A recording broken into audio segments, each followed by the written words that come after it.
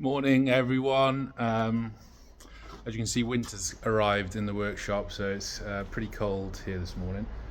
So we're starting to get wrapped up, but it's a good day because we've got some new tools to play with. I have had a little rip on them already, and I'm chuffed. So we're going to talk about edge banding today. I think, obviously, in our trade, one of the most expensive things you're going to buy is an edge bander. I spent so much time trying to work out what the best, most efficient and also cost-effective way of me edge banding our furniture is. And we've been on a fair journey, really. We started with, obviously, as everyone does, the iron-on stuff. And that's when we were mostly making cabinetry with veneer oak. Then obviously, as time moved on, we started getting requested to make more melamine finished stuff. So the iron-on obviously became an impossibility then, really. So we had to look into the next step up, which was the Comatic edge bander. I'm going to turn the camera around now and we're going to have a look at this setup I've been using for the past 12 months, let's say. So quite a nice little setup, really. Built this birch ply bench, and obviously got the full kit. So we got the work table. It's got its little kill switches and stuff on it. This is the little machine itself, and we've obviously got the infeed, and this has got the cutter. So as you're passing through and your timber panel gets to around here, you can sort of free up a hand to cut with the guillotine. This machine has been okay. It's got us through, but it's got its downfalls, and that's what we want to talk about today. But let's just have a quick look over here. Excuse the bloody minefield of cables, but this is what the new setup is today. So I got this last week, and I had a little play with it. So I was combining that trimmer with the Comatic edge bander. And safe to say, it still struggles. So prior to this tool, we've been using just a DeWalt or Makita handheld trimmer, and we've been adding on, we've been sort of double-sided taping on a little step onto the base like that, so that you get the clearance for your edge band to pass through. However, as you can see, the Comatic leaves quite a high lip. Now, I don't know if that's something to do with the way I've got it set up. I don't think it is. I mean, the only thing I could do to alter that is to put some risers on here, maybe like a millimeter riser. But anyway, not something I've done. So what I'm finding with this stuff is, one, when that router cutter comes into contact with this, because of the lip as being so tall, it's shocking the edge band, and it's causing it to crack and come off.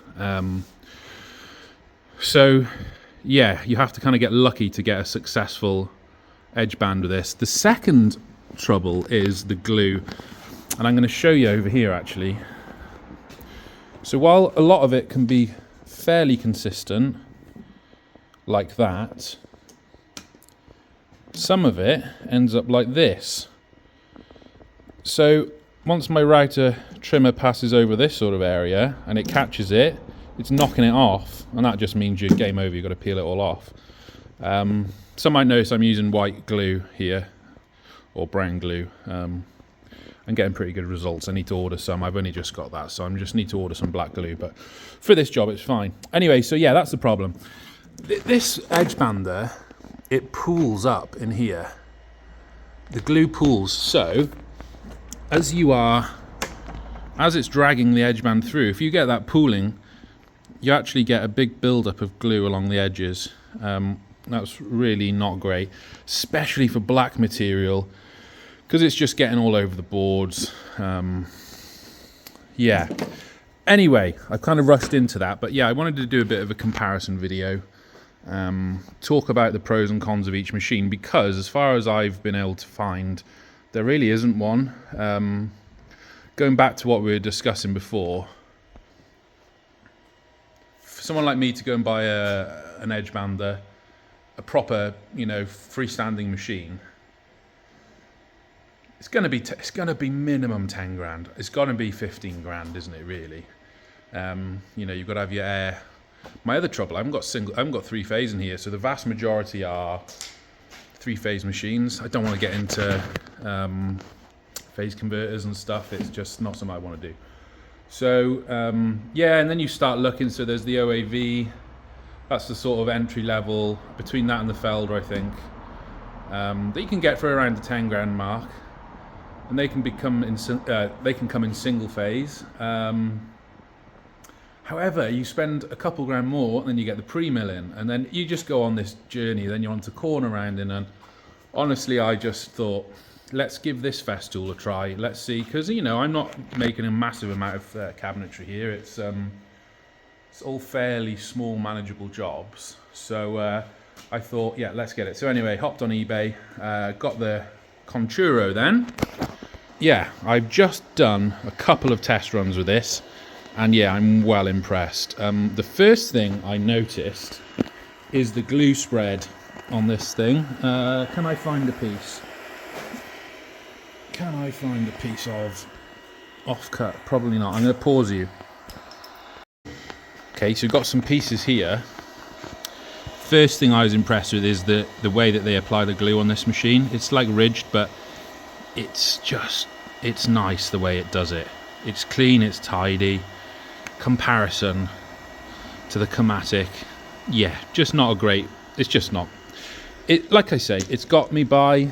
It's got us through some jobs. But obviously, as time goes on, we want to get more efficient and we want to improve the quality of work. And honestly, anyone that's worked with black material knows you can't really. There's no room for half a job. This board's a bit dusty, but you can see the glue line on this. Granted, for the purpose of this cabinet, it's fine, but yeah, I'm so pleased with how that's turned out. It just looks good. It's yeah, it's a far more professional result than what I was getting with the Comatic, so really pleased. So let's talk about the Conturo a bit more. So I'm just going to run through a few of the features on this thing.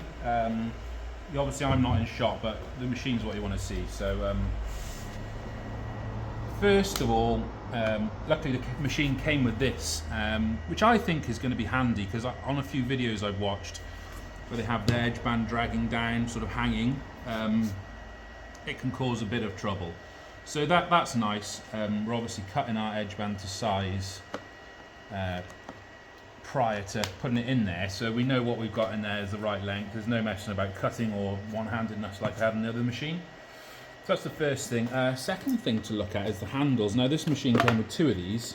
This has got a really nice replaceable, I don't know what sort of fabric it is. It's like felt almost, and that's great for this black material because that scratches so easy. The other one it came with, which I guess is what the machine comes with as standard, is this is like it's like a highly polished sort of, it's common on a lot of the Festool stuff. It's the same on the trimmer. So I haven't tried that yet, but this suits me, so I'm going to stick with that for now. So yeah, I have noticed a bit of this happening. I don't know if that's common on these things, but that's okay. I mean, this glue dries super fast, so if any does get on the actual edge band, just leave it for a minute or two and you can peel it off easy enough. So I don't know if that's an error of my own or anything. Yeah, so it's quite simple really. We just we load the glue pucks in there. I'm not going to go in depth on this because there's plenty of videos on how this thing works. But glue gets loaded into there. This has actually gone on to cool down mode now. That's probably like a bit of a sleep mode, so that I've just woken it up and it's going back up to heat. But yeah, it's super simple to use. As you can see, I've got some really nice results from it already. That can go back in. And honestly, it didn't really take any getting used to. It's like anything Festool, it's super intuitive to use, which is always great. That's what we know. We spend our money on these things, and you just, I mean, for me, and probably for most people buying this sort of kit, the most important thing is that it works out the box every time, which it has so far. I'm sure it'll continue to do so. Next tool is the MFK 700 EQ. So I also got this second hand. Yeah, pleased with it. I didn't really like it actually when I first used it, because it's all a bit weird with all this going on, you know. I know some people have got the cordless now. I don't really see the point in cordless when you've got a hose, but yeah, now that I'm getting used to it, and now we've got a good system for actually applying the edge band, it's working a lot better. I'm using the cutter from Wielden here, the edge band trim and cutter. Seems to be working absolutely fine. I think they're about 30 quid. As opposed to the Festool ones, I think they're like 150 odd quid. 8mm collet in this cutter, so I think that's what the machine comes with. Can't fault this at the moment, other than it's a bit janky to use, but very handy having the fine adjustment. I leave mine a few fractions of a mil high, and then I finish it off with a rusty old chisel. No, it's a good chisel. It's sharp and it's flat, which is the most important thing. But having looked at the Festool scrapers, I'm not really keen to spend 50 quid on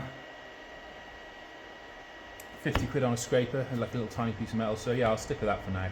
I always leave a set of these tin clips around just to trim it before giving it the final cut with that. Yeah, cool. So let's go back now. I mean, just to round it off, I can't really fault this yet. These are a proven machine. I wasn't sure if I'd enjoy using it, but I really do enjoy using it already.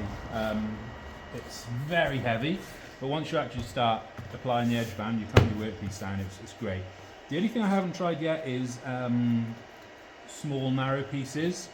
I'm probably going to have to get the MFT station for this, for doing the small pieces, but I might have a try at doing them by hand after, to be honest. So we'll see how that goes. But yeah, let's go back and talk about the other machine a little bit more. So like I say, this machine has done its job. I'm not going to talk it down too much because I do want to sell the thing. But no, it's been good. It's this is quite good. If you can manage to run your material along there, that'll get super hot. So it's like preheating your material, which is nice.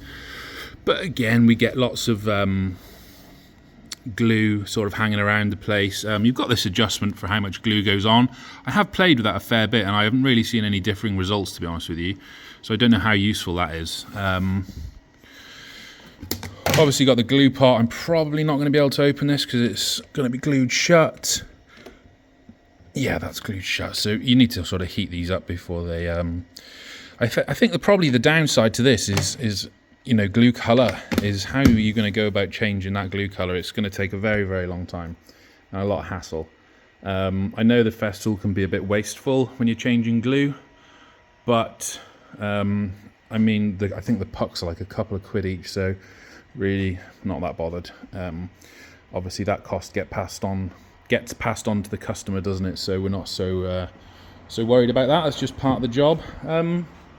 Yeah, they're a decent machine, but really what I wanted to clarify in this video is the difference in quality between the Conturo and the Comatic. This thing's okay, entry level hobby, get you out of the shit, but in reality the quality of the job in comparison to that thing is, yeah, it's incomparable. So yeah, it's a fair bit more money, but if you're doing a bit of this type of work, yeah, excuse the workshop, it's a bit of a mess at the moment. Yeah, if you're doing this type of work, that's the tool to have, no question about it. As with anything Festool, I don't think I've ever been disappointed with anything I bought from them. So yeah, all's good. Hopefully that's a helpful video. If there's anything else you want me to cover while I'm sort of learning this machine, let me know and I'll do another video. Cheers.